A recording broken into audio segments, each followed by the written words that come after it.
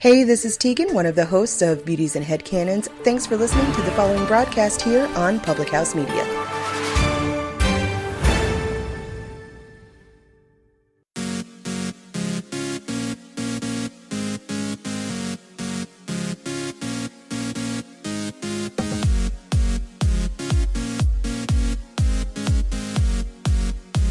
Silence is compliance. Hello, welcome to Choose to Rise. Today, I want to talk about overcoming darkness. I want to talk about overcoming hate. I want to rise up out of our current situation and live our best lives. Why? Because if you are reading this post here on my Facebook page, or you are listening to this podcast, you are watching this video, you probably want to live a better life yourself. People who want to plug in, people who are living positive lives, are plugging into positivity. You want to live a better life, and in doing so, you want to do something about this hate that we are seeing around us. You are wanting to help. You are wanting to do something in response, and you're not alone. We must counter the acts of negativity with the acts of goodness. Sitting at home and saying nothing does nothing. In fact, in the face of hate, silence is deadly. Silence is compliance. Apathy will be interpreted as acceptance, and by the perpetrators, the public, and even worse, the victims. If left unchallenged, hate persists and grows. And it's the act of hate. It's the thought of hate. It's the words of hate that we need to counterbalance today. So listening in today, I want to share with you 6 ways that you can work to overcome the darkness in our world by being the light. Darkness is overcome with light. And you get to be that light. You get to be the people that say enough is enough. There is a huge human bias in this world, and it rifles our American history. We're rifled with prejudice against groups and individuals because of their race, religion, disability, sexual orientation, or other characteristics. As a nation and as a world, we have made a lot of progress. However, the stereotyping, the unequal treatment, it all persists, and we need to be able to stand up and do something about it. Stop being silent and start moving forward. Since all these things, there's the good news that's out there is that there are people who are fighting the hate. There is so much good news out there. I'm speaking today from a website, from a resource that is available to anyone and everyone. It's from the Southern Poverty Law Center, and it's got some amazing content in it. And I'm going to share some of their tips, but with my own piece to it. And so, if you are listening in here, I want to provide you with some resources, some thoughts, something to help challenge you and help you rise up out of your current situation. Because if you can rise up, means you can extend a hand and help other people rise up. So hate is an open attack on tolerance and acceptance. It must be countered with acts of goodness. And hate is an attack on a community's health. When we have hate in our society, along with racial and ethnic and gender and religious lines, any of those things, it creates divide. It creates situations where people are separated and not really put together. And when we together is when we achieve more. Separated and divided is where we fall apart. Please come together. Hate escalates. It takes just the smallest amount of hate, just like it takes the smallest amount of drop of water to make ripples in a pond. A little bit goes a long ways. And so we need to be able to stop those things, stop the slurs, stop the harassment, stop the violence, and stop waiting for hate to just disappear, but counteract it with other things. So the number one thing that I would say that we can do in this right now is just show support the victims. If you're a victim, report it in detail, ask for help. If you are not around it, if you are not the victim, I would encourage you to show your support. Use your voice, use your words, use your actions, use your votes in a way that will help you, will help others around you, and be be more present in the situation. Showing support is using your social media to show love, to show encouragement, to show that you are standing together with people. Showing support means that you are showing up with your dollars and with organizations that are fighting against this in our political systems, in our societal systems, and putting supports in place to make sure that these kinds of things are not happening. Supporting victims means that you are using your voice and your votes into putting a former president Barack Obama posted something the other day that said, it's not necessarily the federal level, although we do have some work to do in the federal level. It is the local level that we need to be most aware of. The local levels is where the police chiefs are put into place. The local level is where you have the most impact and the most control. And so use those spaces. Change your world, change the rest of the world. Do what you can do in your space, and make sure that you are doing what you can do in local, but also in the big scale as well. Supporting victims means standing up together. It means speaking up.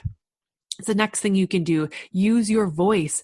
Try not to debate hate groups, because debates aren't going to get you anywhere, but instead speak up in ways that draw attention away from the hate. Speak up in ways that bring us together, promote unity. Everyone has the First Amendment, right? But we urge you to denounce hate and to hate crimes and all of those things, and spread truth, spread positivity, spread in a uniform message against hate. You can spread tolerance through social media, through websites, through your church, through your actions, most importantly, your own thoughts, because like I said in my previous podcast, your thoughts create your experience, and what you think about will become a part of your life. And so if you are putting words to things in your life, that will become your experience. So, news outlets are going to cover hate crimes, but don't kill the messenger. Work with the messenger. Give them something positive to talk about. Give them something unified to talk about. Reporters were going to cover what's going to get streamed, right? So be the voice for positivity. If you have, educate the reporters, be a part of what's going on in the world to change the conversation from all the negative to the good. Don't allow hate groups to masquerade and do all the different things, but be the positive light. The next thing that you can do is to educate yourself, as well as it is, educating other people, but educate yourself. Really dig deep in who you are. Have an informed position, not an inundated position, but an informed decision about what's going on around you in your world and in your small community, in your neighborhood, in your city, in your state, in your country. Be aware of the things that are going on, but don't be inundated with them, right? So there's a difference. And what does it mean to be the difference? So to be educated is to find reputable sources, to find first-hand information, but to be inundated and to educate yourself on what is actually happening, not just what is being thrown out there. The inundated part is like you are just constantly in the news, like constantly in the social media thread, constantly in the live streaming of what's going on. I would encourage you to be educated, know the impact things are happening on, learn the difference between what is being said and what is actually happening, and then going out and doing the work to uplift and encourage and be the support system for the people who need you the most. The next thing I would have for you is to teach acceptance, right? Stay engaged and teach acceptance. The best thing that I can do, I didn't grow up in a space where, my parents see color. My family in the past see color. I do not. I see human beings. I see kindness where there's kindness. I see negativity where there's negativity. And I teach tolerance, and I teach acceptance, and I teach kindness to my children. The best thing that I can do for the next generation is to use my words and my thoughts and my beliefs in a positive way. I can really work on making sure that my children see no difference in humans, that we're all humans, and that we all love, and that no matter what your ethnicity, your race, your religion, your sexuality, your thoughts, everyone has had the opportunity to love and be loved in this world. And so I teach love to my children. I teach kindness to my children. I teach respect to my children. And that's the best way that I can be able to make a difference on the next generation, is to raise the next generation in a way that does not accept, does not tolerate hate crimes or negativity in this world. The next thing that you can do is going beyond. So pressuring your leaders. If you're teaching your kids to say and do and be one thing, do those things for other people as well. Dig deeper in your own stereotypes. Dig deeper in yourself. So I'm going to go this one for yourself. Dig deeper. What are your thoughts? What are your underlying beliefs? Where are your prejudices in your world? Think about how you say words and what those really mean. Do you have underlying things? Are you saying that you support people, but yet your actions and your beliefs are actually different?